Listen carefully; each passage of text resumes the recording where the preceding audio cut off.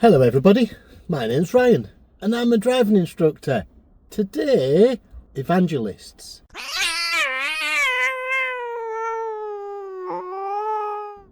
So, I put a video out on Sunday about 3 fails, about me monitoring or nearly fails, let's be honest.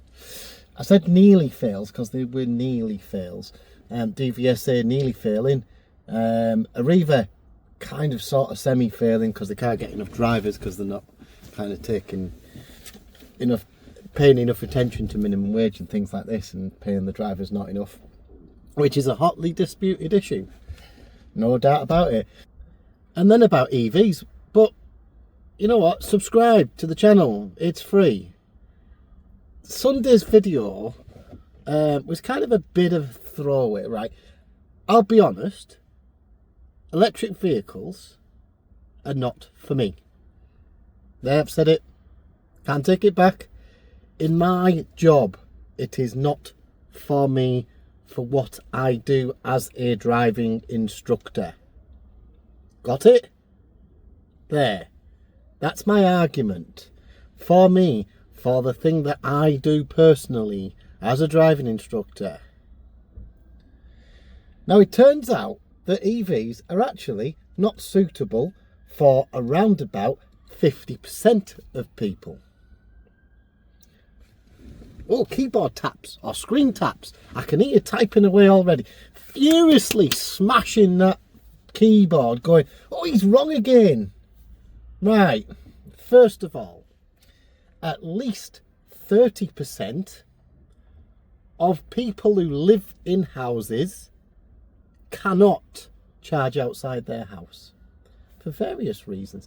They might live in a flat, they might not have driveways. If they live in terraced streets, they probably can't charge their cars, but they only need to charge them once a week. Right, so you're going to charge your car once a week, but you can't charge it outside your house. Where are you going to go? Public charger. Cheapest public charger that I found was Aldi at 46p a kilowatt. And then there was the expensive ones, and they go as high as 99 pence a kilowatt. And I did this on a video once before, and I said this before. So 50% of people will probably find electric cars fantastically useful. Did you know as well that 40% of households can't install heat pumps? That's a good one, isn't it? What are we going to do with all these gas boilers that they want replacing? You see, it no longer becomes something political anymore. It becomes something quite impractical for a lot of people. And I'm going to put the comments that came up on that video, because I got murdered by evangelists. The thing is that for most of the EV people who think it's their God-given right that everybody should have an EV, and that, oh, for 99% of the population it is useful, it isn't true. It's impossible to be true. I could go into Asda right behind me and literally walk up to everybody and say, would you like an EV, a petrol or a diesel car? Most of them will probably say, oh, I'll have a brand new EV, please. Because they're lovely cars. They look nice. They're great. And then you ask about the practicality of actually attempting to purchase one. Yeah.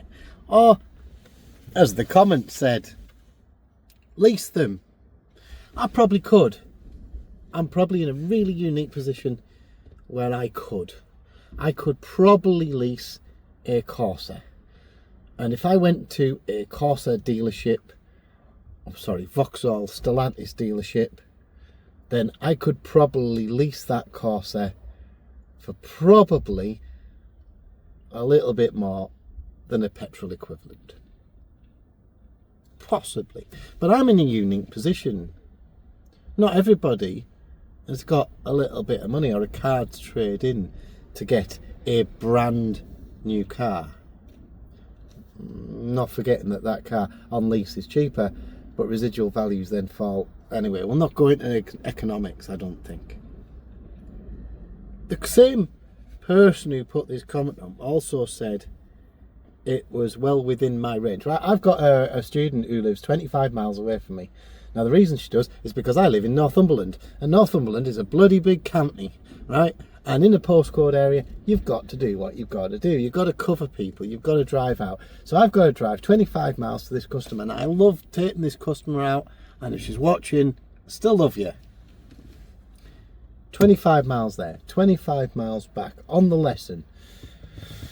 We're probably doing around about 50 to 60 miles. So if I'm doing 60 miles because that's where the town is, then I'm probably doing 110 miles for 3 hours.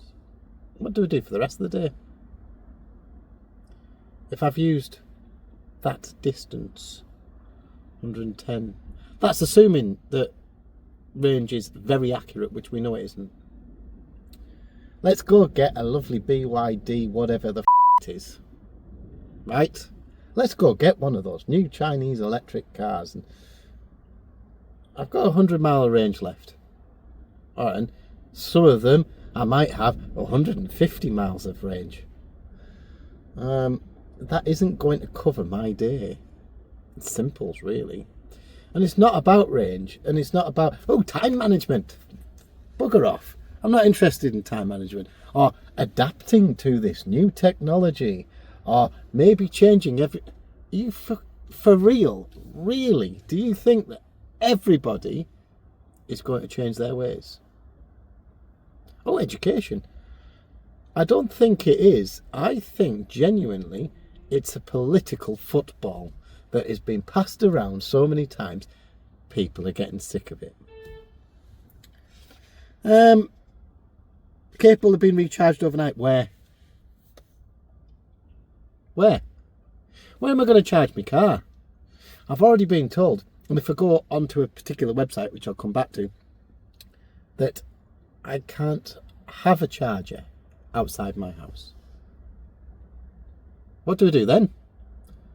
Do I go and sit in a public charging spot for an hour every night once I finish work, wondering why I haven't gone for my tea? Or my missus wondering why I'm not watching Married at First Sight or something? I will lose out customers. I don't think so. You know why? Because right now they are still making petrol and diesel automatic cars. And they will continue to make petrol and diesel automatic cars. Yeah, there might be hybrids. We're still running petrol and diesel. In fact, I would love a hybrid because they're even more efficient. Great. They're still going to be making those cars and they're in or around about 20, 30 years, 2029. My car's 7-year-old. That'll take me way past retirement running a petrol and a diesel car. I will lose out. No, I won't. Just won't. Don't know how you think that. Don't know. I think I'll lose out on because I haven't got an EV. Do you think I'll lose out? Perhaps you could put a comment in because I absolutely know I'm not losing out. I know when I ask my students that as well. Most of my students don't actually care that I have an EV, and I've asked them, do you care that I've got... No, not at all, actually. It's more about the gears. They're not interested in about the gears. They're not bothered what... Why do people drive small cars? I've never understood it. Well, let's put it this way. Would you like to drive, as a learner, a massive SUV? Because that's what most of them are. The little ones haven't got enough range. The medium-sized ones do 300-ish miles, and the bigger ones, they do obviously a lot more. But it's not necessarily about range anymore. It's about the size of your car. If I had a massive car, students won't want to get in it. Oh, somebody had a BMW and they drove. Look, these kids, they pass. These people, they pass their driving test. They pass their driving test and they're getting little cars, like traditionally, like little Fiestas. And I know the world is changing, but they're still going to get in little cars, irrelevant of what they are. You're still going to get little cars for the next 20 years even in the residual sales market, even in the used market. I never buy a new car, I always buy a used car. Cost of insurance is escalating. How much would be the insurance on a Tesla? Well, funny enough, I found out. So, Tesla Model 3 in my area for a 18-year-old person refused to quote. What a surprise. A Corsa, I was getting about £500 a year more. I was getting £4,500 on a Corsa, brand new. On something a little bit older, Fiat 500 from about 10 years ago, I'm getting about £2,500, something like that. Electric cars, forget it, can't get them insured. The base cost of those cars, do you think somebody who's 19 or 20 or even 25 has got a spare £8,000 floating around to buy a used EV? I don't think so. Moreover, why would he use a Tesla? They're massively expensive in the first place. My students might like, yeah, no doubt that they would like driving anything that's got an iPad for a dashboard. Maybe. Cost is just horrendous. Got towards the end of this message, and it became actually kind of insulting in the end. They implied that I was whinging or whatever it was about something I don't know anything about. Very interesting. You can assume that I don't know anything about EVs. Well, that's all right then. Don't assume anything. If you're going to make it personal, make it personal. If it's factual, fantastic. There was nothing that you wrote down that was factual. None of this has been factual. This has been about somebody ranting about that I'm wrong. I got another load of these. Are you still watching? I know that Joe's laughing her head off at the minute. Oh dear. That my logic and maths don't work. Really? Come on. Justifying the cost to the environment. Oh dear, going back to that again. Or I can justify that this EV does not pollute more because in the building costs they do this and they do that, they do the other. There is strictly a limited amount of lithium on the planet. Yeah. This was interesting. If I do local mileage, then I don't need to use a public charger. How do I charge my car in the first place? At home. But as I just said, I can't charge at home because I can't get an installation point in, because when I checked online using the installation, then it turns out that the cost to install an EV point at my home is in excess of £5,000 because I don't have a high voltage cable going to my house. And that's not to include the 20 grand's worth of cable that they've got to put in the estate in the first place. I think I mentioned this before about somebody saying that. And then he went into figures. Oh, it'll take overnight, and the 7 kilowatt. I haven't got a charger at home. I haven't got I would have to physically plug it into a 3-pin plug and lead the cable down the drive. So, 100 kilowatt battery. Let's say we get this magical new Tesla. Oh yeah, that's not a bad idea. We're going to get this Tesla. Let's use the little one, 64 kilowatts, something like that. That would be on charge for 18 hours.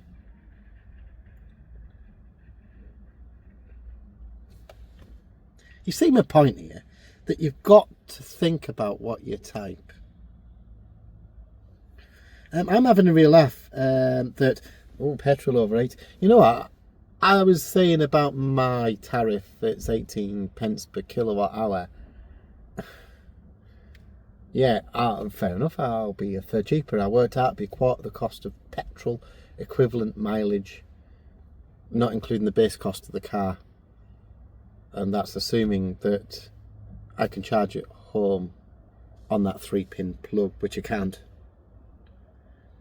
This was even better though. I like this bit. I like what they wrote here, and you can be able to read it down this side. This one's really funny. This one is that 60% electricity will drop when everybody's on electric. Actually, it goes up. So you've got to be very careful when you quote figures. The reality is that more EVs are being bought. So there's about 300,000 EVs bought last year in the United Kingdom, according to the motor manufacturer. About, somebody reckon, about 20% of the cars. Does that mean 300,000 cars have come off the road? No, it doesn't. Actually, they reckon that only about 250,000 cars have come off the road. And about 30,000 were probably sawn. And another 20,000 stayed on.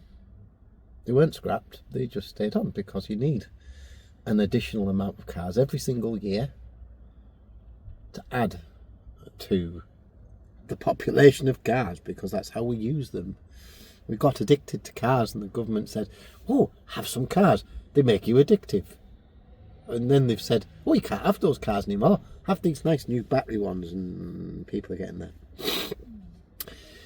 We will continue to generate oil, and we will still refine oil until I'm probably way under the soil and probably making even more oil. And the reason for that is, if you stop petrol or diesel sales in 10 years time, let's say 10 years, because it's about that, and the last cars are sold, you're still going to have to sell petrol and diesel probably for about 20 years afterwards. I reckon, I'm not going to see it, but by about 2060-ish, if it went the right way and everybody got an electric car, then around about 2065-ish, then you'll see the last of the petrol and the diesel being sold, possibly. But you'll still have those cars, and still people's got to buy them. You've still also got refined oil for things like plastics. Yeah, you do. 60% electricity drop. It's not happening. It's actually likely to go up. As increase in charging goes up, the oil will still increase. Oil hasn't dropped. The consumption of oil in the UK has remained the same for at least the last 5 years, not including 2020 and 2021. Then he mentions about Norway. Oh dear, where do we start with Norway? Norway has a population that's about 5.5 million. If we've got anybody that's Norwegian and likes to watch me videos, maybe they could put a comment about Norway. Norway, 80% of their new car sales, and I've got to get this right, was electric. It equates to about 36,000 cars. There, see, done some research. Now, yes, it's 36,000 cars, and it's the equivalent of 80% of all their new cars, and they were very, very heavily subsidised by the Norwegian government, because they want everybody probably to drive an EV. They want to be world leaders in this stuff. Can you imagine the government doing that and knocking 10 grand off the price of every single EV in the UK, brand new? That would solve it, wouldn't it? Oh, I forgot they can't make them fast enough. Norway, even though they sold 36,000 cars, sorry, then the problem with Norway is that they've still got petrol and diesel cars on the road, because nobody wants to really give them up. So they were always going to sell these cars, and we were always going to sell, what, 1.5 million cars a year or something silly like that. Then, yeah. Now my argument, and oh yeah, there's another bit at the end with quoting about shipping companies, and it was quite ironic. Yeah, I know all about that. I did, as part of my degree. So I know all about how much they pollute. And yes, they pollute as much. Yeah, forget it. You know what? you're going to argue to the end of the day, so it doesn't matter. My argument all the way through this is that it's not suitable for me as a driving instructor. It might be suitable for other driving instructors, but me as a person, it doesn't cover my needs. Just because I can't charge it up anywhere that's cost effective. Just for clarification, did that make sense? Yes, that it's not for me. It might be for some people, and people have got to adapt the ways and all the rest of it, but I cannot see it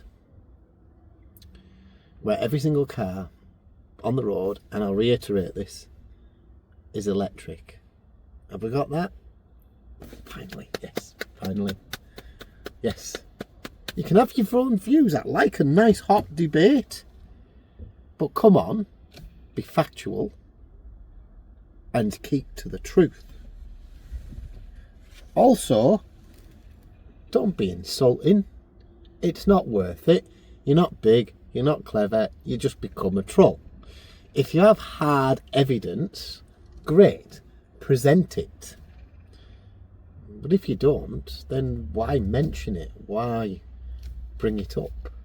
I was being quite factual and sort of blasé in my video on Sunday night, deliberately. I didn't think it would attract a lot of people watching that video, but YouTube algorithm, I guess. If you don't want to watch it, don't watch it. Go and subscribe to somebody else. If you like what you see though, subscribe. Why not? It's free. Like it, like the video. This video on Sunday already has about 5 downvotes. Woo! Well done, evangelists. You're all wanks. Got it? I bleep that bit. You have your own point of view, and you're welcome to your own point of view. But for me, be careful. There's lots of misinformation out there, and you've got to be honest with yourself. Some of the stuff about the use of electricity going down 60% isn't happening. That just is not happening. There's no way. Not until we get to about 2070. But then the population of the UK will be probably about 90 million by then, and the consumption of electricity in homes will far outstrip anything. We burnt petrol and diesel in the power stations, so yeah, well done. Also, comparing us to Norway, Jesus Christ, they're 10% the size of us. It's probably very easy to switch them over, to be honest. A bit like Sweden switching from left to right in the 1960s. But anyway, I digress. Links to stuff that you've probably not read yourself. Oh, well, look at all this information. Look, for some people it doesn't work. It really doesn't.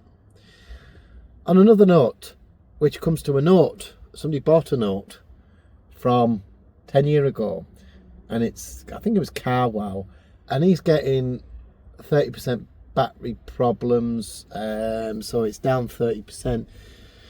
If I had a car and I got to 100,000 electric car, and it originally had a range of 300 miles, and I lost 30%, then I've lost 90 miles. Therefore, when I get to 100,000, I can't cover my distance anymore on a daily basis. That's assuming that the distance is correct. Auto Alex did exactly the same thing. He bought a Tesla. He's lost 30% of his range. That car's done about 400,000 miles or something. Fine. The battery degrades. Even the article said that, the one that you sent me. Oh, it lost 1.5% over 10,000 miles. By the time it gets to 100,000, I tend to run my cars to 200,000, by the way. By the time it gets to 100,000, it's lost 30% of its range. Warranty or not. They're not going to replace it under warranty unless the battery actually fails. Oh no, that was it. They were 1.5% were replaced under warranty. So what happens when they get above 100,000? You're not covered by the warranty anymore. Do you get a 20 grand bill? Interesting, isn't it? Ta-ra for now.